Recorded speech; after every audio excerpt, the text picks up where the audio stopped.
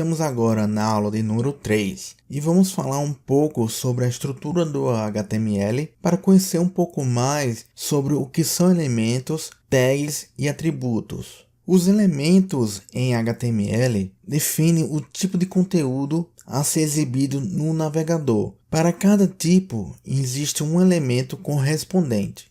Existem elementos para parágrafos, imagens, títulos e listas, mas há também outros elementos não visíveis como elementos que são um tipo de organizador de outros elementos, como div e span. Também existem outros tipos de elementos que serão mostrados somente em aulas futuras. O que é em comum entre eles é que os elementos precisam de uma representação textual. E para marcar o início do elemento, é necessário uma tag de abertura. As tags marcam onde começa e termina determinado conteúdo. A tag de abertura é formada pelo sinal de menor que e maior que. Entre eles, um caractere ou palavra que define o tipo de elemento. Todo esse conjunto é chamado de tag de abertura. Neste caso, esse P é voltado para exibição de parágrafos e geralmente contém principalmente texto.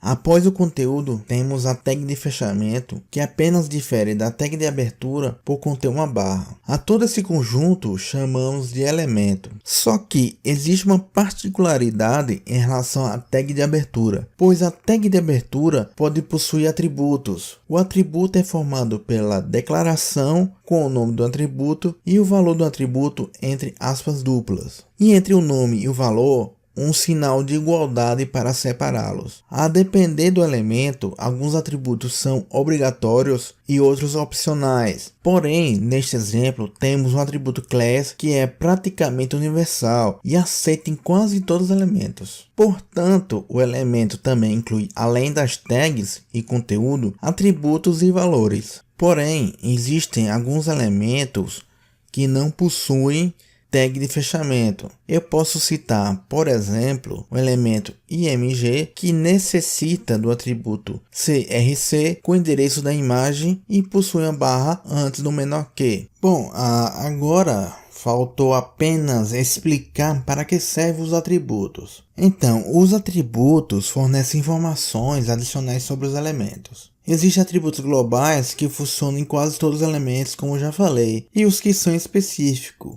Dentre os atributos globais, os mais conhecidos são o class e o id. Esses dois atributos servem para identificar elementos de uma forma mais específica, para que os seletores CSS apliquem estilos. Esse assunto só será bem mais compreendido quando o assunto sobre CSS for tratado, que será feito em uma aula futura. O que eu posso adiantar é que a diferença entre class e o id é que o class pode identificar uma quantidade ilimitada de elementos, enquanto o id é uma identificação única e não deve ser repetida.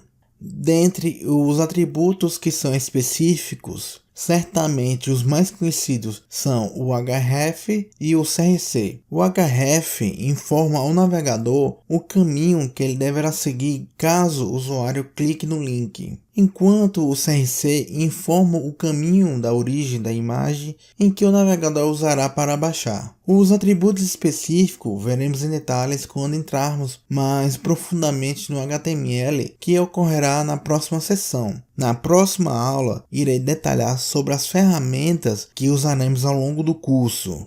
Bom, essa aula foi apenas um resumo sobre os fundamentos do HTML. Espero que vocês tenham gostado da aula e qualquer dúvida vocês poderão entrar em contato comigo. Te deixo um ótimo restante de dia e até a próxima aula.